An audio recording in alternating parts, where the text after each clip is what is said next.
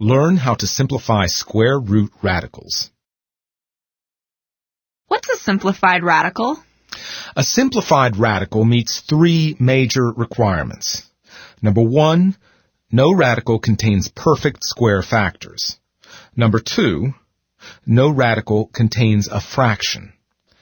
Number 3, no denominator contains a radical.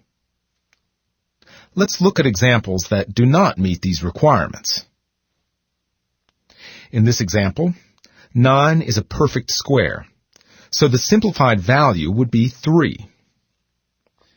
The square root of 8 is not simplified because 8 has a factor of 4, which is a perfect square.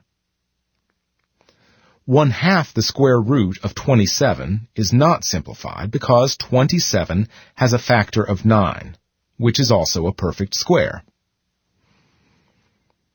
All three examples have fractions under the radical symbol. And each of these has a radical in the denominator of a fraction. Now, let's introduce a final rule.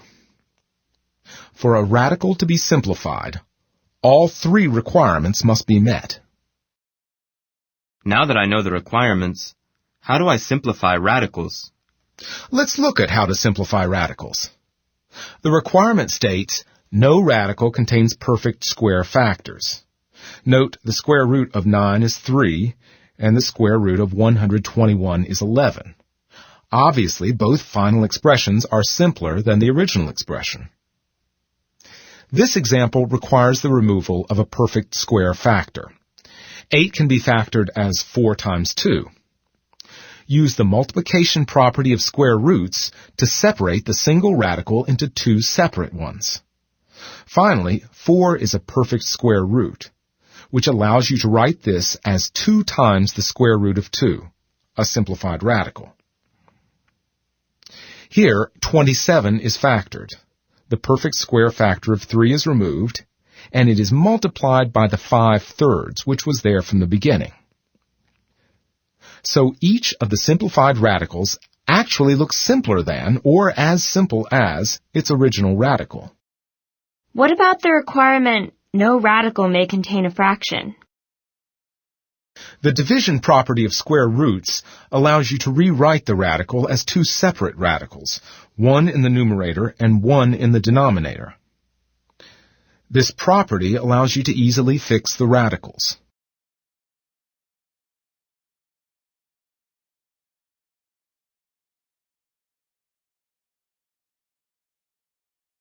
However, a fix sometimes creates a new problem. The final radical expression now meets requirement 2, but not requirement 3. No denominator of a fraction contains a radical. How do I fix that? Well, it's a little more complicated. When working with fractions, you sometimes need common denominators. To get them, you multiply by 1, which never changes the value of a number. This trick forces an expression to look a particular way. If you need 1/2 to have the denominator 4, multiply 1/2 by 1 in the form of 2 over 2, which changes the 1/2 to 2/4. If you need 1/2 to have the denominator of 10, multiply 1/2 by 1 in the form of 5 over 5, which gives the equivalent fraction 5/10.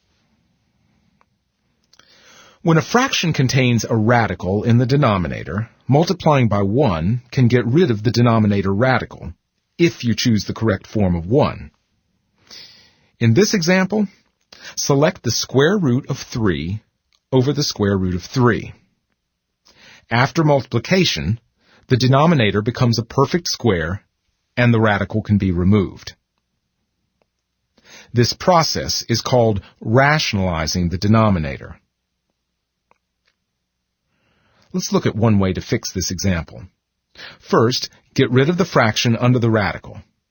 Then take care of the perfect square factor. Finally, rationalize the denominator.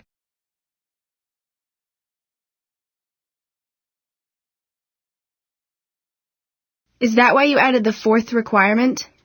Yes, The last example shows why the fourth requirement is necessary. Once you do one type of simplification, you may need to return and do another. Now that we've reviewed examples of all four requirements, let's take one more step.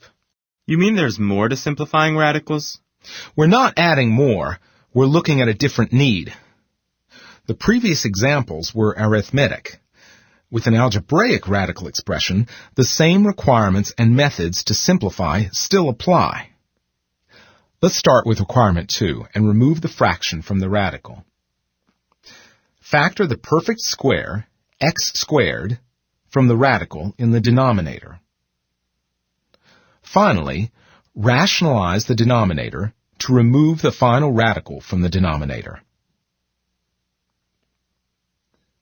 There are several ways to simplify this radical, but no matter how you go about it, if you meet all the requirements, the final answer for the simplified radical will be the same. Why do radicals need to be simplified? Our last example illustrates one reason. The simplified radical is unique. Answers will look the same because there's only one correct final simplified radical. Compare it to fractions. Which is the best final answer? 8/16, 4/8, or 1/2? 1/2, of course, the simplified fraction. The answer with the simplified radical is also exact. Since many final numerical answers are irrational, a decimal approximation is never an exact answer. An exact answer is often preferred over an approximate answer. A square root of 10, or 9 times the square root of 6, may be preferred to their approximations, no matter how many decimal values are given. Teachers and tests require final answers with the simplified form of radicals.